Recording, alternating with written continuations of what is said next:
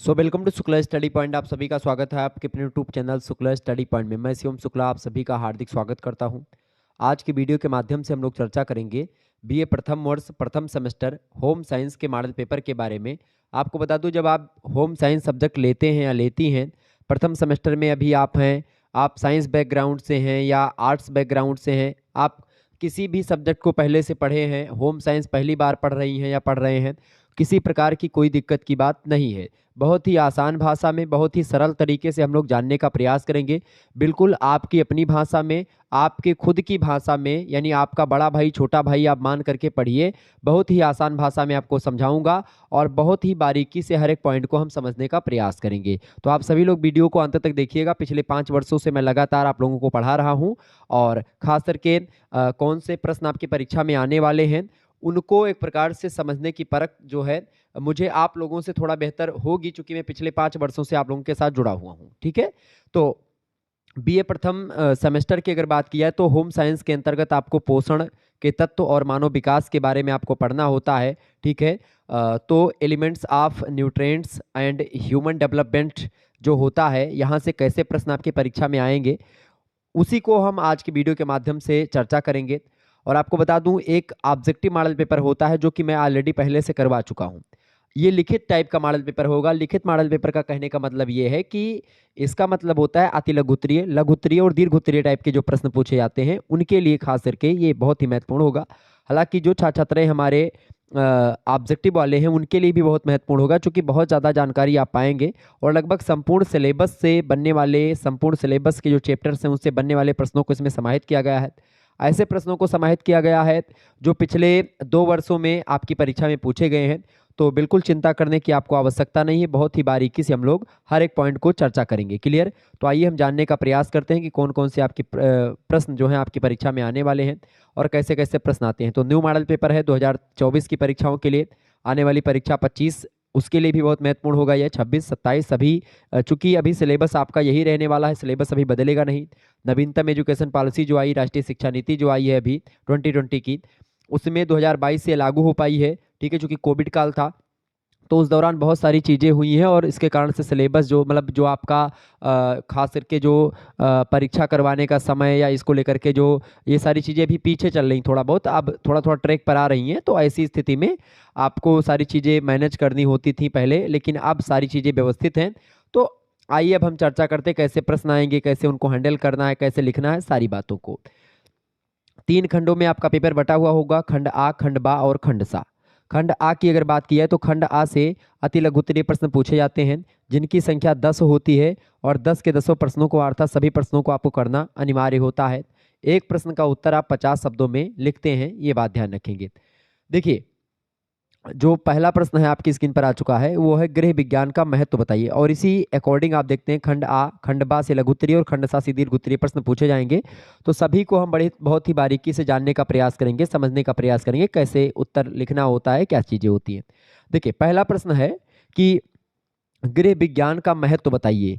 गृह विज्ञान का क्या महत्व है? तो गृह विज्ञान की अगर बात की जाए तो गृह विज्ञान की अगर बात करें तो गृह विज्ञान की शिक्षा प्राप्त करके एक लड़की जो होती है वो विशेषज्ञ हो जाती है, भोजन प्रबंधक हो जाती है, डॉक्टर बन सकती है, नर्स बन सकती है, मनोवैज्ञानिक बैंकर बन सकती है, टेलर बन सकती है, माली बन सकती है, गवर्नर बन सकती है, शिक्षाविद बन सकती है, अर्थशास्त्री बन सकती है, गृह प्रबंधक बन सकती है, आंतरिक सज्जाकार बन सकती है, साथी एवं मतलब कि साथ ही साथ आप देखते हैं सामाजिक कार्यकर्त्री भी बन सकती है। तो गृह विज्ञान का क्षेत्र कोई छोटा नहीं है, गृह विज्ञान का क्षेत्र बहुत बड़ा है। गृह विज्ञान विषय नारी के सर्वांगीण विकास में महत्वपूर्ण भूमिका भी निभाता है। तो गृह विज्ञान की अगर बात करें तो इसका महत्व बहुत ही ज़्यादा है। तो आप लिखेंगे कि पहला पॉइंट आप इसमें ये लिख सकते हो कि कम समय, शक्ति और धन, कम व्यय करके आप गृह कार्यों को या जो घर के कार्य हैं उनको पूरा कर सकते हैं और बहुत ही कम पैसे में आप अपने घर को मैनेज कर सकती हैं। ये बात आपको गृह विज्ञान के अंतर्गत ही बताई जाती है। गृह प्रबंधन जब हम पढ़ाएंगे तो उसमें हम आपको बताएंगे कि किस तरीके से बजट बनाना होता है, किस तरीके से प्लानिंग करनी होती है, किस तरीके से संपूर्ण आहार मतलब जो है संतुलित आहार देना होता है, किस व्यक्ति के लिए कौन सा भोज्य पदार्थ आवश्यक होता है, कौन से पोषक तत्वों की आवश्यकता होती है। ये सारी जानकारी आपको गृह विज्ञान के द्वारा ही मिलती है। ठीक है, विटामिन के क्या लाभ होते हैं, कार्बोहाइड्रेट्स के क्या लाभ और क्या हानियां होती हैं। ठीक है, इसके अलावा अगर बात करें वसा क्या होती है, इसके क्या लाभ हैं, प्रोटीन्स क्या हैं, ठीक है, और खनिज लवण क्या हैं, जल की क्या उपयोगिता होती है शरीर में, सारी जानकारियां हमको जो मिलती हैं वो सब हमको गृह विज्ञान के द्वारा प्राप्त होती हैं। इसके अलावा शरीर के जो एक एक पार्ट होते हैं, बॉडी पार्ट्स, उनकी जानकारी भी गृह विज्ञान के अंतर्गत सिखाई जाती है।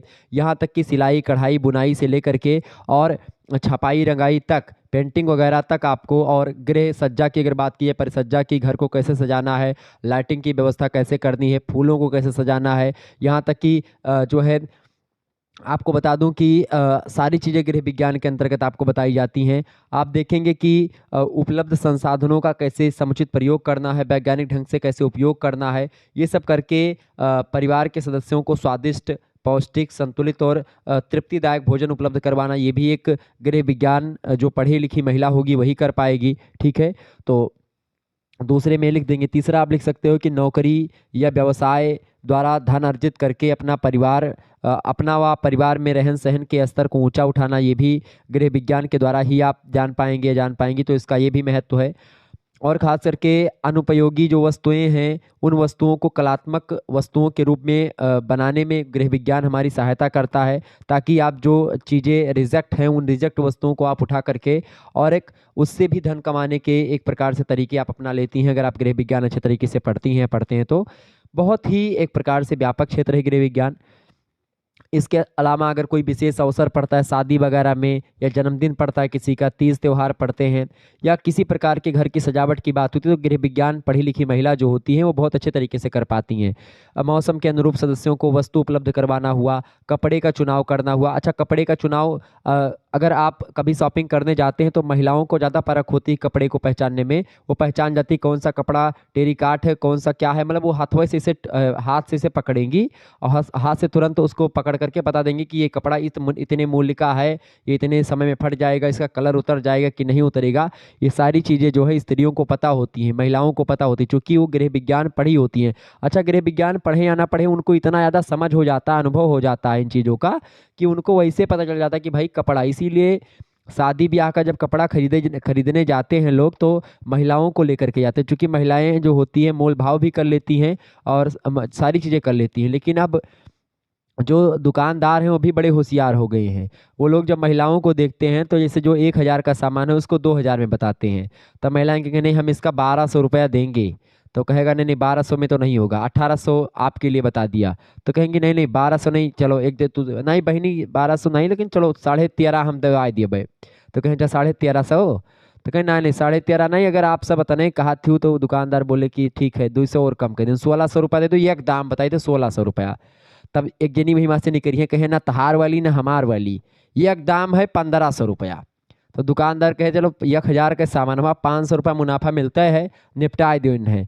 तो मेहररुओ जितना ही या जो जितनी औरत थी वह सब खुश ही आपन में कि हम 500 रुपया छुड़वाए लेगन, और दुकानदार अम्मन खुश है कि हम 500 रुपया एक प्रकार से मुनाफा पाएगन। तो ऐसे में क्या होता है कि बड़ा मतलब इस समय के जो दुकानदार हैं वो भी मॉडर्न हो गए हैं। हालांकि महिलाएं जो हैं वो कपड़े की पारखी पहचान करने में माहिर होती हैं, क्योंकि गृह विज्ञान का नॉलेज उनमें होता है। और इसके अलावा भी तमाम प्रकार का गृह विज्ञान शिक्षा के द्वारा छात्राएं सामाजिक क्षेत्रों में अनेक कार्य करके तमाम प्रकार के यश और नाम अर्जित कर रही हैं, कीर्ति स्तंभ स्थापित कर रही हैं। और आप देखते गृह विज्ञान की शिक्षा द्वारा रोजगार के अनेक अवसर भी उपलब्ध होते हैं, जैसे कि आप जो है टीवी कलाकार हो सकती हैं, व्याख्याता, शिक्षिका बन सकती हैं, आप नर्सरी स्कूल की संचालिका बन सकती हैं गृह विज्ञान पढ़ के, आप प्रसार कार्यकर्ती की भूमिका निभा सकती हैं, आप प्रचार प्रसार अधिकारी बन सकती हैं, आप प्रबंधक बन सकती हैं, आप कलाकार बन सकती हैं, आंतरिक परिसज्जाकार बन सकती हैं, आप जो है एक प्रकार से डायटीशियन महिला विकास अधिकारी बन सकती हैं। तो आपके लिए कई सारे उपलब्ध होते हैं, और ख़ास करके समय शक्ति के उपकरणों को इस्तेमाल करना, उसका रख रखाव करना, खराब होने पर उसकी मरम्मत करना, ये सब एक गृहिणी को आता है। और गृहिणी जो होती है वो घर में एक प्रकार से आप देखते हैं हर एक चीज़ को समझती है, जानती है, परखती है, और उसके अकॉर्डिंग अपने घर को बनाए रखती है। अगर कहा जाता है कि अगर स्त्री अपने सही मायने पर या सही नैतिक मूल्यों पर चले तो वो घर स्वर्ग से भी बढ़कर के हो जाता है। इसीलिए घर की लक्ष्मी कहा जाता है औरतों को।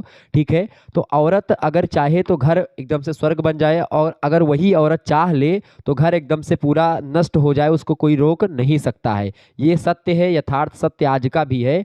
अगर तो ये चूंकि औरत क्या होती हैं कि वो बहुत ज़्यादा सह लेती हैं। जितने अगर आपको कोई पुरुष होगा, अगर उसको कितनी डांट अगर कोई डांटेगा, आप देखते हैं जो औरतें होती हैं अपने पुत्र भी कभी कभी डांट देते हैं, जो लड़के होते हैं माता के, या पति आता है वो भी डांटता है, वो भी कुछ बोल देता है, सब कुछ सह लेती हैं। आप देखिए इतना ज़्यादा मैनेज करना, इतना ज़्यादा एक प्रकार से सहानुभूति, दया, प्रेम, ठीक है, करुणा, इसके भाव पुरुषों में नहीं पाए जाते हैं। वो भाव जो होता है ममत्व का भाव, वो सब महिलाओं में, माताओं में पाया जाता है, हमारी बहनों में पाया जाता है।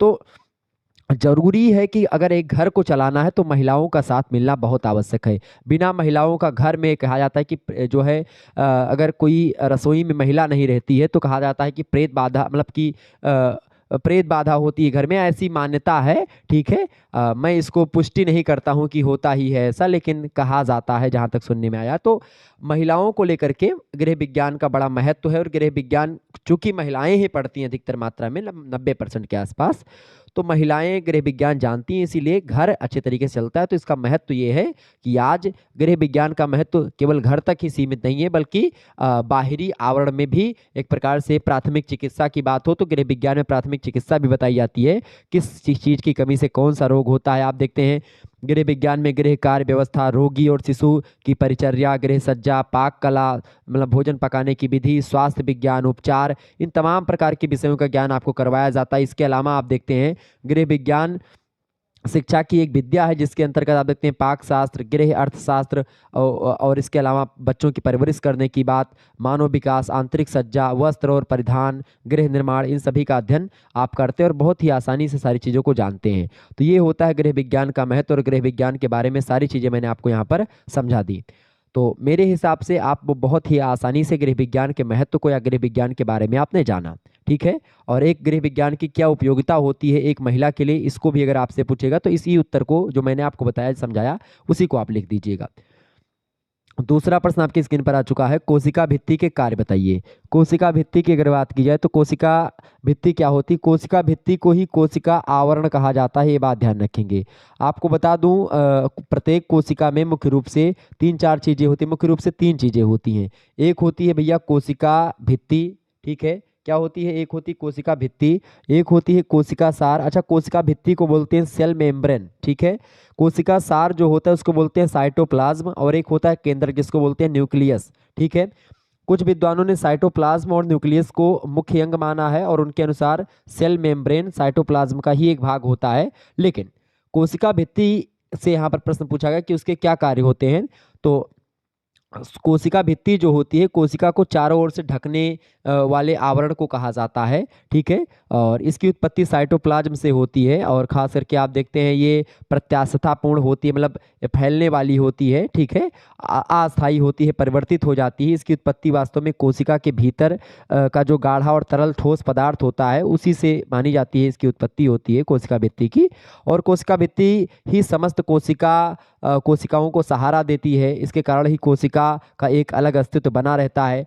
कोशिकाएं जो होती हैं मनुष्य शरीर की सबसे छोटी, एक प्रकार से सबसे छोटा समूह जो होता है मनुष्य के शरीर का, वो कोशिका ही होती है। और मानव शरीर की रचना मात्र एक ही कोशिका से, कोशिका या सेल जीवित पदार्थों की इकाई एवं जीवों के निर्माण की मूलभूत आधार इकाई होती है। मतलब कोशिका से ऊतक बनते हैं, ऊतकों से अंगक बनते हैं, अंगक से अंगतंत्र, और अंगतंत्र से पूरे का पूरा शरीर बनता है। तो ये होता है कोशिका भित्ति, मतलब कोशिका को चौतरफा घेरे रहती हैं, और उनकी एक प्रकार से खास करके यदि किसी कारण के बस में टूटकर भंग हो जाती कोशिका भित्ति, तब शीघ्रता से जो साइटोप्लाज्म होता है, यानी कि जो कोशिका सार होता है, वो फिर से जो है कोशिका आवरण या कोशिका भित्ति को जन्म दे देता है। क्लियर? तो कोशिका भित्ति का कार्य क्या होता है, क्यों होती है कोशिका भित्ति भैया?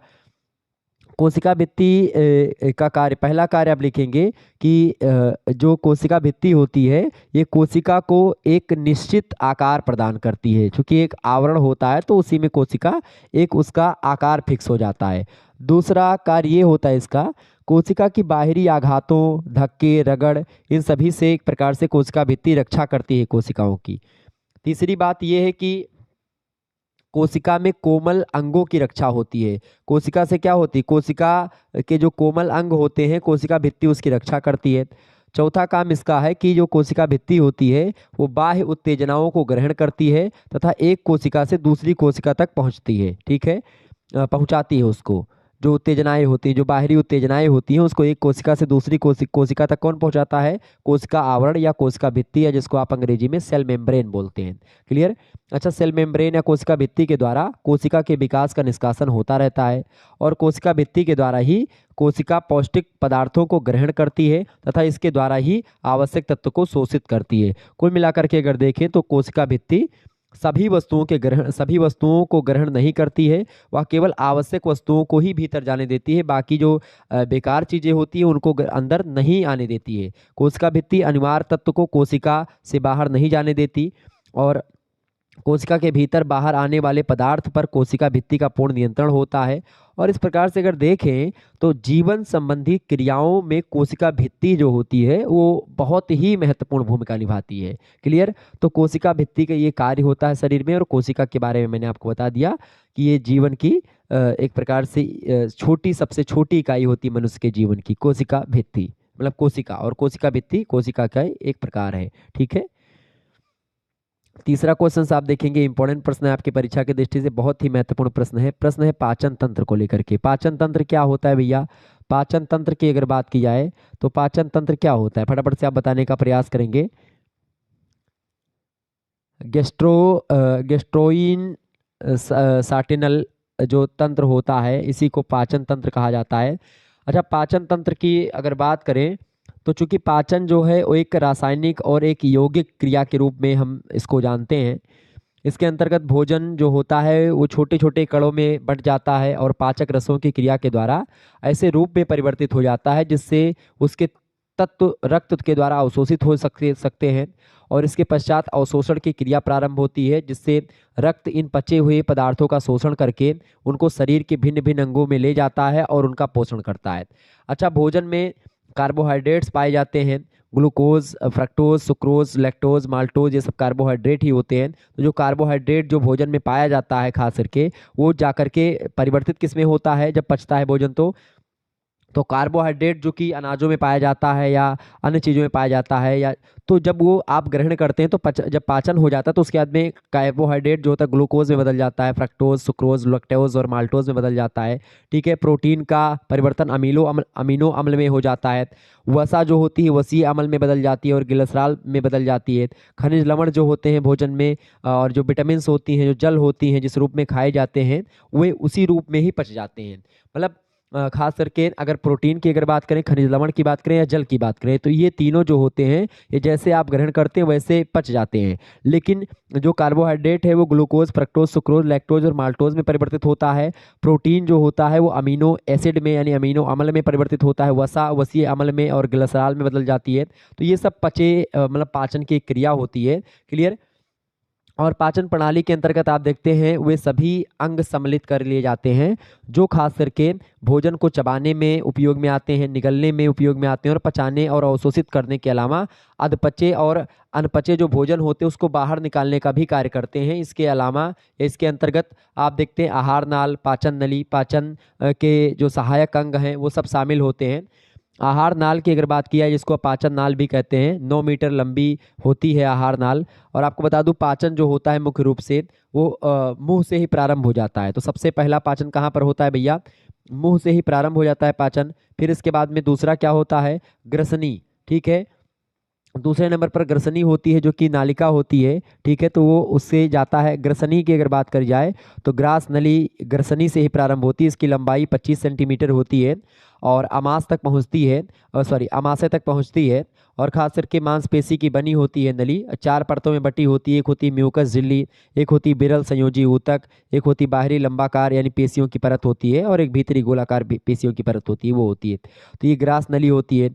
तीसरी तीसरा जो पाचन का जो मुख्य रूप से पाचन तंत्र में शामिल है वो होता है, तो ग्रसनी हो गई पहली। तो ग्रसनी जो होती है, मैंने आपको बताया ग्रसनी 3 प्रकार की होती है, नासा ग्रसनी, मुख ग्रसनी और स्वर ग्रसनी। ठीक है, ये गले में ही पाई जाती है। ठीक है, और मुख ग्रसनी, नासा ग्रसनी, स्वर ग्रसनी, स्वरयंत्र ग्रसनी, ये ग्रसनी होती है। और ग्रास नली ग्रसनी से ही प्रारंभ होती है और ग्रास नली उसके बाद में अमाशय तक जाती है। ठीक है, तो ये 3 अंग हो गए कौन कौन से, एक तो हो गया मुंह, एक हो गई ग्रसनी और एक हो गई ग्रास नली। ठीक है, तो ग्रास नली के बारे में अभी मैंने आपको बताया था कि ग्रास नली ही एक प्रकार से 4 परतों में बटी हुई होती है और ग्रसनी से प्रारंभ होती है और अमाशय तक ये फैली हुई होती है। क्लियर, ये बात ध्यान रखेंगे।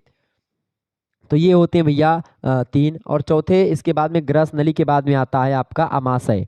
अमाशय की अगर बात की, जिसको आप जठर भी बोलते हैं, तो ये पाचन क्रिया का प्रमुख अंग होता है अमाशय। अमाशय जो होता है एकदम से, जैसे अगर बात की जाए, अमाशय खुलता बंद होता रहता है और 24 सेंटीमीटर लंबी मांसपेशी से बनी एक खोखली थैलीनुमा रचना होती है अमाशय की। इसका आकार जो होता है लगभग अंग्रेजी का अक्षर, जैसे आपने जे देखा है, जे जे अक्षर कुछ इस तरीके से होती है। ठीक है, ऐसे तब इसी में जब भोजन आता है तो ऐसे ये पंपिंग करता है, मतलब ये खुलता बंद होता है। जैसे हाथ अगर आप मुट्ठा खोल दें ऐसे टेढ़ा करके, तो इसको बंद करें खोले, बंद करें खोले, और उसमें महीन महीन कांटे मतलब थोड़े टाइप के होते, तो वो एकदम से उसी में ऐसे खुलने बंद होने की प्रक्रिया चलती रहती है। अगर अगर आप खाना खा करके कभी लेटें तो आपको पता चलेगा, ठीक है, कि अमाशय जब कार्य करता है, खाना खाएं उसके बाद में आप देखें अमाशय थोड़ी देर बाद में अमाशय अपना काम प्रारंभ कर देता है। क्लियर, तो अमाशय में सारी चीज़ें होती हैं। अमाशय जो होते हैं उसमें 2 मोड़ होते हैं। छोटा मोड़ अमाशय का दाहिना या पिछला किनारा बनाता है, तो इस प्रकार से ये होता है अमाशय। अमाशय के बाद जो अगला होता है पाचन तंत्र का भाग, वो होता है भैया, अमाशय के बाद आती है आपकी छोटी आंत। छोटी आंत जो होती है वो 6 से 7 मीटर लंबी नली होती है, जो अमाशय से लेकर के और बड़ी आंत तक जो है फैली होती है। अमाशय में मुड़ी घुमड़ी अवस्था में रहती है एकदम से, मतलब ऐसे आपको लगेगा नहीं कि ये मतलब बहुत लंबी होती है, 6 से 7 मीटर की लंबी होती है। और आपको बता दो छोटी आंत जो होती है ये 3 भाग होते हैं इसके। एक होता है पक्वाशय, जिसको आप डीओडिनम कहते हैं पक्वाशय को, और दूसरा होता है जेन्यूनम, और तीसरा होता है इलियम। ये खास करके छोटी आंत के 3 भाग होते हैं। फिर इसके बाद में जो पांचवा मतलब छठा जो तत्व होता है, मतलब छठा जो एक प्रकार से पाचन तंत्र में शामिल होता है अंग, वो होता है बड़ी आंत। ठीक है, बड़ी आंत की बात की है तो देखें, बड़ी आंत की लंबाई जो होती है वो लगभग 1.5 मीटर के आसपास होती है, या छोटी आंत से बाहर त्वचा तक पहुंचती है। और बड़ी आंत के निचले भाग से जो बंद आंत है उसे सीकम कहा जाता है, और इसके निचले भाग में लगभग 8 से 10 सेंटीमीटर लंबा हिस्सा लटकता रहता है, और उसे क्या बोलते हैं, उसको अपेंडिक्स बोलते हैं। बड़ी आंत खास करके एक आर्य बनाती है, और जिसमें छोटी आंत घिरी रहती है, और बड़ी आंत 7 भागों में बटी होती है। बड़ी आंत का जो 7 भाग है, जैसे पहला होता है सीकम, दूसरा है आरोही कोलन, तीसरा होता है आड़ी कोलन, चौथा होता है अवरोही कोलन, पांचवा होता है सिग्माइड कोलन, और छठा होता है मलाशय, और आपका जो लास्ट वाला होता है गुदा। और फिर गुदा के बाद में आपका भोजन जो होता है वो बाहर निकल जाता है। क्लियर, ये बात ध्यान रखेंगे। ठीक है, तो इस प्रकार से तो ये सब गुदा, और उसके बाद में फिर बड़ी आंत क्या होता है कि पानी और लवण का शोषण करते हैं, और उसके बाद में फिर मल विसर्जन का काम जो होता है बड़ी आंत के द्वारा ही होता है, और फिर मल के रूप में जो आपका पचा हुआ भोजन होता है वो बाहर निकल जाता है। उससे जो अच्छी अच्छी चीज़ें होती हैं वो अवशोषित कर लेता है शरीर, और बाकी चीज़ों को बाहर निकाल देता है। तो ये होता है भैया आपका पाचन तंत्र, जिसके बारे में हमने आपको डिटेल में समझाया। क्लियर, चौथा क्वेश्चन आपकी स्क्रीन पर आ चुका है, हृदय के कार्य बताएं। हृदय का क्या कार्य होता है भैया? हृदय के कार्य की अगर बात की जाए, तो हृदय की अगर बात करें तो हृदय रक्त प्रसंचरण तंत्र का एक भाग होता है, और रक्त प्रसंचरण में हृदय का बड़ा इंपॉर्टेंट ओहदा होता है, भूमिका होती है। यद्यपि इस कार्य में अन्य अंग भी सहयोग करते हैं प्रसंचरण में, किंतु हृदय के कार्य इतने महत्वपूर्ण है कि उसके बिना रक्त प्रसंचरण का कार्य संभव होना बहुत ही क्या लगभग संभव ही नहीं है, ऐसा कहें। ठीक है, क्योंकि रक्त प्रसंचरण के लिए निरंतर रक्त के तीव्र प्रवाह की आवश्यकता होती है, और हृदय जो होता है पंप की भांति निरंतर झोंकों से रक्त को प्रवाहित करता रहता है, जिससे क्या होता है कि सभी शरीर के भागों में रक्त की सुविधा पहुंचती रहे। अगर हृदय पंपिंग ना करे तो ऐसा हो कि आपके सर तक जो है खून ना पहुंचे। ठीक है, पैरों में तो पहुंच जाएगा क्योंकि ढलान पे रहता है, आपके सर में हो सकता है खून ना पहुंचे, और ऐसी स्थिति में क्या होगा, आप कमजोर हो जाएंगे। ठीक है, इसीलिए कभी कभी आप देखते हैं कि जब आप तकिया लगा करके सोते तो आपके बाल पकने प्रारंभ हो जाते हैं, क्योंकि आपके बाल तक खून जो होता है बहुत कम पहुंचता है। और ऐसी स्थिति में क्या होता है कि आपके बाल पकने प्रारंभ हो जाते हैं। ठीक है, जैसे अगर आप कोई फसल बोते हैं तो उसको अगर आप पानी या खाद वगैरह नहीं देते हैं अच्छे समय समय पर, तो वो चीज़ें सूखने लगती हैं। वैसे ही जब बालों को खून या ये सारी चीज़ें नहीं मिलती हैं तो बाल पकने लगते हैं। क्लियर, ये बात ध्यान रखेंगे। तो ये हृदय जो होता है पंपिंग करता है तेज तेज, तो इसके कारण से शरीर के सभी अंगों तक पहुंच जाता है क्या, खून। ठीक है, इसके अलावा हृदय से निकला हुआ शुद्ध रक्त जो होता है परिसंचरण करता हुआ कोशिकाओं के द्वारा शरीर के प्रत्येक सूक्ष्म कोशिकाओं को पोषक तत्व और ऑक्सीजन प्रदान कर देता है। ठीक है, तो इस कारण से आप देखते हैं। अच्छा, यही रक्त कोशिकाओं में हुई रासायनिक क्रिया के फलस्वरूप उत्पन्न अनेक विजातीय तत्वों से युक्त होकर के पुनः हृदय में वापस आ जाता है खून, और यानी रक्त। और हृदय का दूसरा कार्य ये होता है कि रक्त को फेफड़ों में शुद्ध होने के लिए वापस भेज देता है। मतलब एक बार तो खून जाता है, फिर खून हृदय के पास आता है, फिर उसके बाद में वो फेफड़ों में भेजता है खून को, ताकि खून जो हो वो शुद्ध होकर के आए। ठीक है, खून शुद्ध हो जाए। क्लियर, फेफड़ों से जो होता है शुद्ध हुआ जो रक्त होता है फिर से हृदय के बाएं निलय में वापस आ जाता है, जिससे हृदय पुनः उसे शुद्ध रक्त प्रसंचरण के लिए पंप करके मूल धमनी में भेजता है, और इस प्रकार से शुद्ध रक्त को संपूर्ण शरीर में पहुंचाने तथा अशुद्ध रक्त को पुनः परिसंचरण के लिए फेफड़ों में शुद्ध करने के लिए भोजन मतलब भेजने का कार्य जो होता है खास करके वो खास करके हृदय का होता है कि वो पहले तो रक्त को एक प्रकार से भेजता है, ठीक है, परिसंचरण के माध्यम से संपूर्ण शरीर में कोशिकाओं को भेजता है ताकि पोषक तत्व मिलता रहे। फिर उसके बाद में फिर आप देखते हैं कि हृदय जो होता है फेफड़ों को जो है रक्त को भेजता है ताकि शुद्ध हो जाए। फिर से जब शुद्ध रक्त आता है फिर से वो भेजता है शरीर में। इस प्रकार से ये शुद्ध और अशुद्ध रक्त की प्रक्रिया चलती रहती है, और पूरे शरीर में एक रक्त परिसंचरण पूरा करने में लगभग आप देखते हैं 20 से 30 सेकंड का समय लगता है एक पंपिंग करने में। क्लियर, ये बात ध्यान रखेंगे। और इसीलिए आप देखते हैं अगर शिशुओं की बात की, छोटे बच्चों की, उनकी धड़कन अधिक होती है। जैसे जैसे आयु बढ़ती जाती है और वो कम होती जाती है, बुढ़ापे में बहुत ही कम हो जाती है हृदय की धड़कन। ठीक है, अगर बात की जाए खास करके स्त्रियों की धड़कन, तो स्त्रियों की हृदय की धड़कन जो होती है वो पुरुषों की अपेक्षा अधिक होती है। ठीक है, पुरुषों की धड़कनें थोड़ी नॉर्मल होती है, लेकिन स्त्रियों की धड़कनें तेज होती हैं। क्लियर, और अगर कोई व्यक्ति शारीरिक व्यायाम ज़्यादा करता है तो उसकी धड़कनें तेज होती हैं, कोई व्यक्ति आराम करता है तो उसकी धड़कनें धीरे होती हैं। मानसिक स्थिति की अगर बात की जाए तो अगर आप किसी भावावेश में आ जाएं या डर जाएं, कहीं पर कुछ हो जाए, उत्तेजना में आ जाएं, तो आपकी जो मानसिक स्थिति होती है जब वो बदलती है एक बैग, तो आपकी हृदय की जो गति होती है वो तेज हो जाती है। ठीक है, ये बात ध्यान रखेंगे। अगर शांत प्रकृति वाला कोई व्यक्ति है तो उसकी हृदय गति मंद होगी। अगर कोई क्रोधी व्यक्ति है तो उसकी जो हृदय गति होती है वो तीव्र रहती है। क्लियर, तो इस प्रकार से मैंने आपको हृदय के बारे में सारी चीज़ें बताई, हृदय के कार्य बताए, हृदय के बारे में। एक स्वस्थ मनुष्य का जो हृदय होता है 1 मिनट में 72 से 80 बार धड़कता है, ये बात ध्यान रखेंगे। और धड़कन की गति कम या अधिक हो सकती है। क्लियर, ये बात ध्यान रखेंगे। तो इस प्रकार से हृदय से रिलेटेड अगर कुछ भी प्रश्न आपसे पूछेगा तो आप आसानी से बता पाएंगे। क्लियर, ये बात ध्यान रखेंगे। अच्छा, श्वसन तंत्र का अगर आपसे पूछे अंग, तो श्वसन तंत्र के अंग में खास करके 7 अंग मतलब कुछ अंग आते हैं। जैसे मुख्य रूप से एक होता है नासिका, एक ग्रसनी, एक स्वर यंत्र, एक फेफड़ा, और फिर श्वास नाल, श्वास वाहिनी, और इसके अलावा फिर खास करके जो एल्वियोलर नालिकाएं होती हैं जिसको आप एल्पियोलाई भी कहते हैं, तो ये सब शामिल होती हैं। क्लियर, ये बात ध्यान रखेंगे। आगे बढ़िए, अगला प्रश्न है 5वां क्वेश्चन आपकी स्क्रीन पर आ चुका है। पोषण की परिभाषा दीजिए। बहुत ही महत्वपूर्ण प्रश्न है, पोषण की परिभाषा दीजिए। पोषण क्या होता है भैया? पोषण की अगर बात की जाए तो पोषण की परिभाषा नोई पार्क और के पार्क महोदय ने दिया। कहा कि पोषण से अभिप्राय उस शक्तिमान प्रक्रिया से है जिसमें लिए गए भोजन का उपयोग शरीर को पोषण प्रदान करने के लिए किया जाता है। पोषण में खास करके अगर बात की जाए तो पोषण में पोषक तत्वों की मात्रा ठीक ठाक होती है। अब पोषक तत्व मुख्य रूप से 6 प्रकार के पोषक तत्व होते हैं।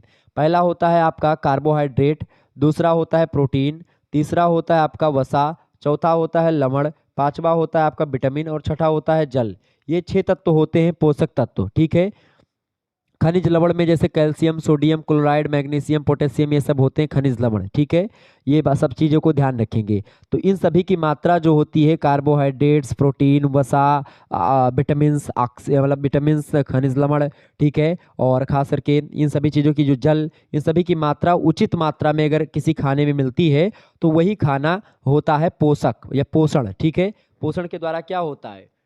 पोषण को न्यूट्रिशन बोलते हैं और ये हमारे द्वारा सेवित किए गए आहार द्रव्यों तथा शरीर के द्वारा उसके किए गए आवश्यकता के अनुसार उपयोग की वैज्ञानिक अध्ययन की प्रक्रियाओं को पोषण एक प्रकार से कहा जाता है। मतलब कि हमारा शरीर कितना खाना चाह रहा है उसके शरीर के हिसाब से हम जो है उसको खाना दे दें। ठीक है, क्या आवश्यकता है, इसको प्रोटीन की आवश्यकता है या इसको एक प्रकार से मोटापे की आवश्यकता है, वसा की आवश्यकता है, किसकी। तो आप देखते हैं शरीर में जो कार्बोहाइड्रेट होते हैं वो क्या करते हैं, वो शरीर को ऊर्जा देते हैं। तो कोई व्यक्ति अगर ज़्यादा काम करने वाला तो उसको कार्बोहाइड्रेट वाला पदार्थ ज़्यादा खिलाएं। ठीक है, वसा की अगर बात करें तो वो भी ऊर्जा देती है लेकिन वो मोटापा बढ़ाती है। ठीक है, तो इसके लिए कोई व्यक्ति अगर पतला है, दुबला है, उसको वसीय पदार्थ ज़्यादा खिलाएं ताकि वो मोटा हो जाएगा। ठीक है, अगर बात की जाए विटामिन्स की तो विटामिन्स जो होते हैं वो खास करके अगर आपके शरीर में रोग होते तमाम सारे तो उन्हीं रोगों से लड़ने की क्षमता जो होती विटामिन्स आपको देती हैं।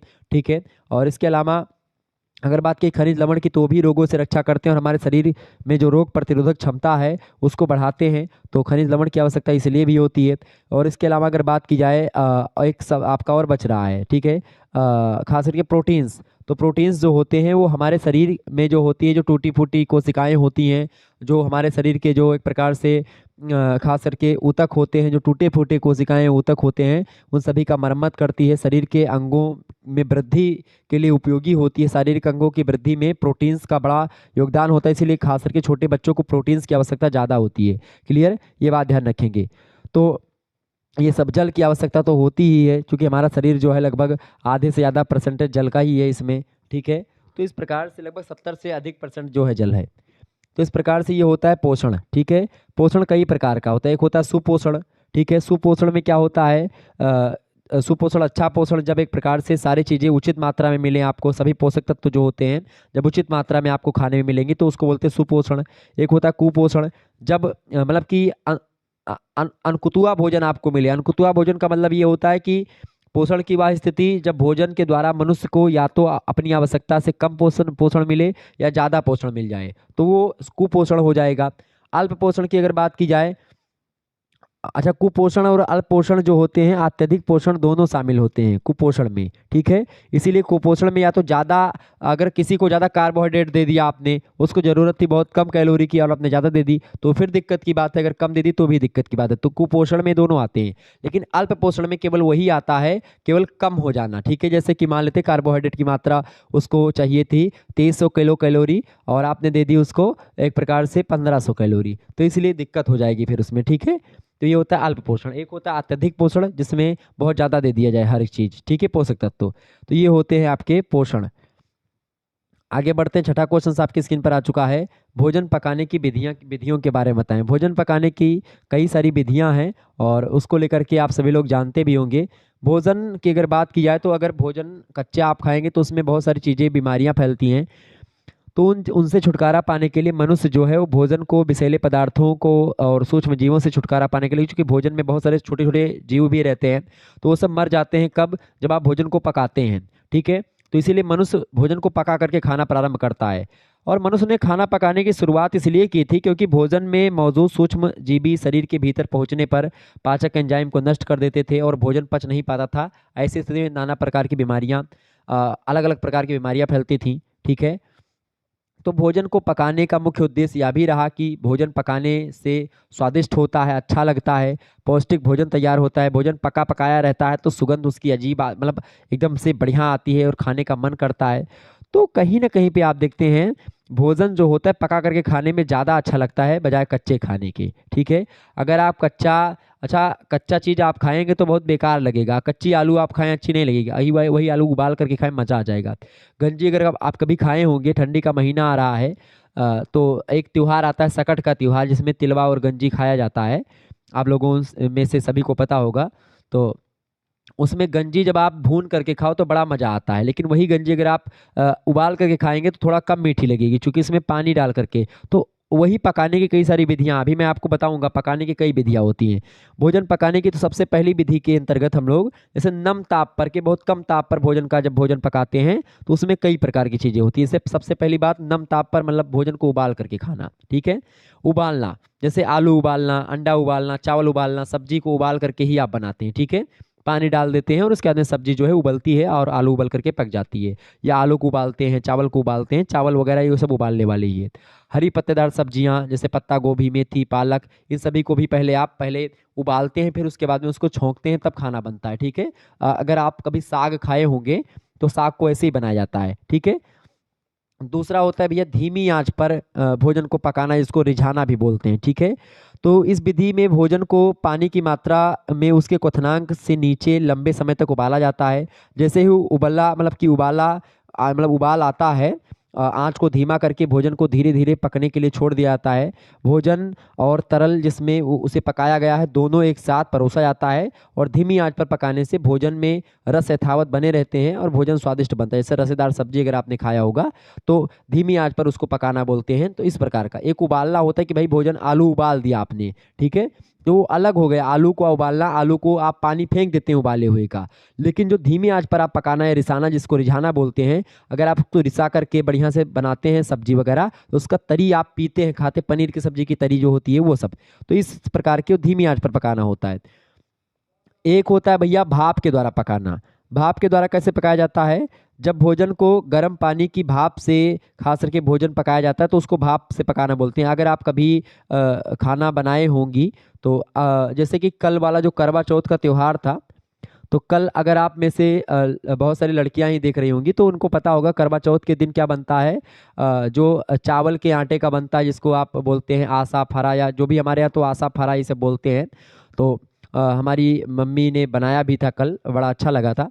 तो वो ऐसे बनता है। ठीक है। तो उसमें क्या होता है कि पहले पानी भर देती हैं अंदर, एक बटुला होता है बड़ा सा, तो उसी में पानी भर देती हैं, फिर उसको चूल्हे पर बढ़िया चढ़ा देती हैं और ऊपर से सूती वस्त्र जो है वो बांध देती हैं, और उसके बाद में फिर छेद वाला मतलब एक ढक्कन से उसको मूंद देती हैं, उसमें वो रख देती हैं चावल के आटे का बना, उसमें उड़द उड़द की जो है दाल वाल भर देती हैं और अच्छे तरीके से वो पक जाता है। तो वो होता है एक प्रकार से भाप के द्वारा पकना। ठीक है। एक होता है प्रेशर कुकर में पकाना। ठीक है। ये भी पकाने का तरीका होता है। अब प्रेशर कुकर में आप कैसे खाना पकाती हैं, आप सभी लोगों को पता होगा। जैसे चावल आजकल तो प्रेशर कुकर में ही बन रहे हैं। ठीक है।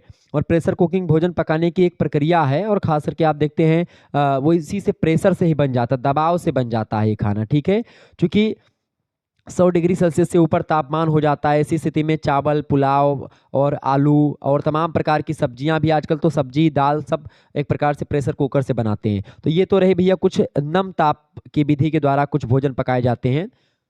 और जो दूसरी विधि है, और भी विधियां हैं, तो 3 विधियां मुख्य रूप से हैं। तो जो दूसरी विधि होती है भोजन पकाने की, वो होती है शुष्क ताप पर या शुष्क ताप के द्वारा भोजन को पकाना। ठीक है। उसमें 3 विधियां मुख्य रूप से शामिल हैं। एक होती है भाई बेक करना। बेक करना का मतलब होता है कि भोजन को एक गर्म बंद बक्से के भीतर रख करके पकाया जाता है, और इस बक्से को ओवन बोलते हैं। ठीक है।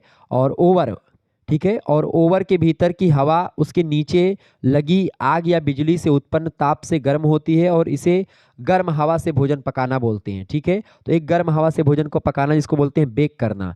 तो ये होता है एक प्रकार से बेक करना। क्लियर? ये बात ध्यान रखेंगे। अच्छा, बेक करना जो विधि है, मेरे हिसाब से ये विधि जो फरा आशा वाली मैंने बताई थी, वही विधि बेक करनी विधि कहलाती है। क्लियर? ये बात ध्यान रखेंगे। और जो भाप के द्वारा पकाना होता है, तो एक जैसे प्रेशर कुकर में पकाते हैं भाप के द्वारा, तो वो भी शामिल है, लेकिन कुछ ऐसा ही होता है बेक करना भी। और दूसरा होता है आपका भुनना। भुनना तो आप सभी लोग जानते हैं कि आग रखा और आग में आपने डाल दिया चीज़ों को, और वो भुन करके से आलू भुने होंगे, गंजी भुने होंगे, तो वो भुनना होता है उसको। ठीक है। और तीस मतलब तो ये होता है भुनना। जैसे आप कभी, अच्छा, भूनने में आप देखते हैं मक्का को भूनते हैं, जैसे बैंगन और आलू, शकरकंद, या फिर एक प्रकार से गंजी, इन सभी को आप भूनते हैं। मक्का, चने का जो भूना भूनते हैं खास करके, या एक प्रकार से आप लावा वगैरह जो पॉपकॉर्न खाते हैं मूवी देखते वक्त। ठीक है। पॉपकॉर्न जिसको 40-45 रुपए का जब टिकट मतलब खरीद करके मूवी देखने जाओ तो 40-45 का मिलता है वो, लेकिन वही जो है मक्का आपका 20 से 10 रुपए किलो में पूरा बिकता है। अगर 1 किलो मक्का खरीद लो तो घरों भर खाओ तो करना चुके वो लावा। ठीक है। लेकिन उसी को पॉपकॉर्न नाम दे देते हैं, और 50 रुपया लगभग खत्म हो जाते जुड़ते लड़कन के। पिक्चर देखा जाता है तो आप कुछ ना कुछ मुंह में चाहिए, और बाहर से कुछ नहीं ले जा सकते उसमें अंदर। मूवी में एक बार देखने गया, 2 बार मैं मूवी अभी तक देखा हूँ, और अभी भी देखा हूँ। मतलब 1 साल के अंदर ही मैंने 2 बार मूवी देखी है। एक मूवी मैंने देखी थी आदि पुरुष, और एक मूवी देखी थी मैंने, तो आदि पुरुष का तो पैसा डाउन हो गया था, लेकिन जो गदर 2 मूवी देखी तो मज़ा आ गया था देखने में। तो ऐसे में यही सारी चीज़ें तो मैंने वहाँ पर देखा, ये लावा वगैरह का सिस्टम। तो मैंने कहा अरे 50 रुपये कौन खर्च करेगा, मैं कंजूस आदमी हूँ बहुत, तो क्या हो मैंने 50 रुपये कौन खर्च करेगा। तो दोस्त लोग थे, अरे नहीं यार शुक्ला जी बिल्कुल ये खाएंगे हम, कह रहे 20 रुपये किलो तो घर ही मिलते हैं हमारे। कहे नहीं नहीं भाई खाना चाहिए, तो हम कहा चलो ले लो जब खाना चाहिए तो ऐसे होता है, मतलब मज़ा आता है। कभी अगर मौका मिले तो जाइए कभी टहलने घूमने, टाकीज वगैरह में मज़ा आता है देखने में। तो एक होता है भुनना, तीसरा होता है आग पर सेक करके खाना। ठीक है, आग पर सेक करके खाना जो है एकदम से चमकदार आग होती है, उसमें आप जो है चीज़ों को डाल देते हैं, उसके बाद में फिर पकाते हैं, तो वो होता है आग पर एक प्रकार से। इसके अलावा जो तीसरा और चौथा होता है वो होता है तलना, मतलब जैसे कि आप पकौड़े वगैरह तलते हैं, तेल उसमें डाल दिया और तेल में फिर आपने समोसे तला, पकौड़े तला, या आप में से बहुत सारे जो लोग होंगे जैसे बरिया बनती है, बरिया घर पे तो तल करके ही बनती है। ठीक है, पूड़ी बनती है तल करके बनती है। ठीक है, तेल गर्मा करके उसी में डाल देते हैं। तो ये तो रही भैया, ये विधियां रही जिसमें शुष्क ताप विधि के द्वारा हम भोजन पकाते हैं। तीसरी विधि है भोजन को पकाने की अन्य विधियां। उसमें सबसे पहली विधि आती है माइक्रोवेव में पकाना। माइक्रोवेव में जैसे कि आप देखते हैं आजकल तो माइक्रोवेव में पकाने का एक नया तरीका आया है, धीरे धीरे लोकप्रिय हो रहा है। और इस विधि में आप देखते हैं माइक्रोवेव किरणें होती हैं, उन किरणों के माध्यम से भोजन को पकाया जाता है। और माइक्रोवेव किरणों के कारण से क्या होता है, भोजन की उपस्थिति पानी में कणों की तीव्रता के साथ कंपन होता है, और इस प्रक्रिया से उत्पन्न मतलब ताप से भोजन पक जाता है। जैसे माइक्रोवेव से आजकल आप देख रहे हैं वो पकता है, पिज्ज़ा वगैरह जो बनता है माइक्रोवेव, मतलब मशीन होती है पिज्ज़ा वाली, उसे सारी चीज़ें बन जाती हैं। क्लियर। एक सौर कुकर होता है, तो सौर कुकर मतलब कि जो सौर ऊर्जा से चलता है, फिर उसमें भोजन पकाया जाता है। तो इस प्रकार से भोजन पकाने की कई सारी विधियां थी जो मैंने आपको बताई। ये सब दीर्घ उत्तरीय टाइप के प्रश्न हैं जिसको मैं आपको बहुत ही सरल भाषा में आपको समझा दे रहा हूँ। ठीक है, ये बात ध्यान रखेंगे। आगे बढ़ते हैं, अगला प्रश्न, सातवां क्वेश्चन आपकी स्क्रीन पर आ चुका है। मानव विकास का महत्व बताइए। मानव विकास के महत्व के बारे में बताएं भाई फटाफट से। एक बार वीडियो को लाइक और शेयर कर दीजिएगा ताकि टाइम टू टाइम आपको नोटिफिकेशन मिलता रहे और आप आसानी से पढ़ते रहें। मानव विकास की अगर बात की तो इसका कई सारा महत्व है। और मानव विकास होता क्या है, मानव विकास खास करके स्वास्थ्य, भौतिक, पर्यावरण से लेकर के आर्थिक, सामाजिक और राजनीतिक स्वतंत्रता तक सभी प्रकार के मानव विकल्पों को सम्मिलित करते हुए लोगों के विकल्पों में विस्तार और उनके शिक्षा में विस्तार, उनके स्वास्थ्य सेवाओं में विस्तार या बढ़ोतरी, सशक्तिकरण के अवसरों में वृद्धि हो, वही प्रक्रिया मानव विकास कहलाती है। मतलब मनुष्य का विकास हो। ठीक है, और खास करके मनुष्य विकास सूचकांक जो है डॉक्टर महबूब उल हक ने 1990 ईस्वी में, पाकिस्तान के अर्थशास्त्री हैं, इन्होंने प्रतिपादन किया मानव विकास सूचकांक का। और इनके अनुसार इन्होंने कहा, महबूब उल हक ने, कि मानव विकास का अर्थ मतलब उसका मतलब होता है, उसका संबंध लोगों के विकल्पों में बढ़ोतरी से होता है ताकि वे आत्मसम्मान के साथ एक प्रकार से दीर्घ और स्वस्थ जीवन जी सकें। मतलब ताकि उनके जीवन में बढ़ोतरी हो सके, सारी चीज़ों को जान पाएं, समझ पाएं, मतलब उनके जीवन में वृद्धि होना। मनुष्य के चीज़ें, मनुष्य अगर मान लेते हैं आज एक लेसन याद किया हुआ है, कल उसको 4 लेसन याद हो जाए तो मनुष्य का विकास हुआ है। यहाँ पर इसी को मानव विकास, तो ये भाषा का विकास या संज्ञानात्मक विकास ये हो जाएगा। इसी प्रकार से अगर मनुष्य के और भी चीज़ों में विकास होता है, जैसे कि अगर बात की जाए उसके शरीर में विकास होता तो भी विकास माना जाएगा, उसके संज्ञान में विकास होता तो भी विकास माना जाएगा। इसी प्रकार से तमाम प्रकार के जो विकास शामिल हैं वो होते हैं, संज्ञानात्मक विकास से लेकर के भाषा विकास और भी तमाम प्रकार के विकास हैं। तो विकास जो होता है मनुष्य के क्षेत्र में, मनुष्य के तमाम प्रकार के क्षेत्र होते हैं, उन सभी क्षेत्रों में बढ़ोतरी से ही विकास का तात्पर्य लिया जाता है। क्लियर, ये बात ध्यान रखेंगे। विकास एक व्यापक अवधारणा है, एक जटिल प्रक्रिया है, और विकास की माप भी संभव नहीं है, ये बात आप जानते हैं। ठीक है, विकास में होने वाला परिवर्तन गुणात्मक होते, क्वालिटी बदलती है मनुष्य की। ठीक है, तो ये होता है विकास। मनुष्य के विकास का क्या महत्व है, इसके बारे में आपसे प्रश्न पूछा गया है। तो मानव विकास की अगर बात किया तो सबसे पहली बात तो ये है कि मनुष्य का विकास जो होता है दीर्घ और स्वस्थ जीवन होता है मनुष्य के विकास से। दूसरा बात यह है कि शिक्षा का प्रसार होता है मनुष्य के विकास से। ठीक है, इसके अलावा संसाधनों तक पहुंचता है मनुष्य। ठीक है, मनुष्य के विकास से, मानव विकास से। तो ये सब मानव विकास के महत्व हैं। और इसके अलावा सबसे पहली बात तो ये ध्यान रखेंगे कि सामाजिक नीति, कार्यक्रम और सेवाओं को बेहतर बनाने के लिए एक एकीकृत उपागम को अपनाना और क्रियान्वित करना, ये मनुष्य के विकास का महत्व और उद्देश्य होता है। मानव विकास और सामाजिक विकास में उन्नति के लिए राष्ट्रीय स्तर की क्षमताओं का निर्माण करना। इसके अलावा मानव विकास से संबंधित कई प्रकार के नेटवर्क और साझेदारियों को विकसित करना, सशक्त बनाना, ठीक है। सामाजिक व मानसिक विकास से संबंधित कार्यक्रमों और सेवाओं को बेहतर बनाना, उनमें सामंजस्य स्थापित करना, कार्य प्रशिक्षण को बढ़ावा देना, प्रौढ़ शिक्षा को बढ़ावा देना, उसकी समुचित व्यवस्था करना, प्राथमिक माध्यमिक और उच्च स्तर पर शिक्षा की उपयुक्त व्यवस्था करना, ये सब मानव विकास के उद्देश्य और महत्व होते हैं। बेहतर मानव विकास के लिए ज्ञान और उपागम जो होते हैं, प्रोसेस जो होते हैं, उसको सुदृढ़ बनाना, अच्छा बनाना, तो ये सब मानव विकास का उद्देश्य या महत्व होता है। कुल मिलाकर के मानव विकास जो होता है वो बहुत ही इंपॉर्टेंट होता है, और मानव विकास जो होता है उच्च उत्पादकता का साधन होता है। क्लियर, ये बात ध्यान रखेंगे। आगे देखिएगा, अगला प्रश्न है, 8वां क्वेश्चन आपकी स्क्रीन पर आ चुका है। प्रश्न है, विकास को प्रभावित करने वाले तत्वों को बताइए। कौन कौन से ऐसे तत्व हैं जो कि मनुष्य के विकास को या विकास को प्रभावित करते हैं। तो विकास को प्रभावित करने में सबसे पहली बात, आपका पोषण कैसा होता है, आप खाना पाना कैसे खाते हैं। ठीक है, खान पान से आपका विकास होता है। अगर शारीरिक वृद्धि होनी है तो आप अगर अच्छे तरीके से खाना वाना खाएंगे, कार्बोहाइड्रेट्स, वसा, प्रोटीन, विटामिन, खनिज लवण, जल की पूर्ति बराबर मात्रा में होगी, संतुलित आहार मिलेगा, तो आप एक प्रकार से आपका विकास भी तेज होगा। तो पहला काम होता है, विकास जो होता है वो पोषण पर डिपेंड करता है। दूसरा तत्व होता है विकास को प्रभावित करने वाला, वो होता है बुद्धि। ठीक है, क्योंकि आपकी बुद्धि कैसी है, अगर आपकी बुद्धि मंद है तो आपका विकास धीरे होगा, आपकी बुद्धि तीव्र है तो आपका विकास ज़्यादा तेज होगा। ठीक है, तीसरा जो तत्व होता है विकास को प्रभावित करने वाला, वो होता है यौन।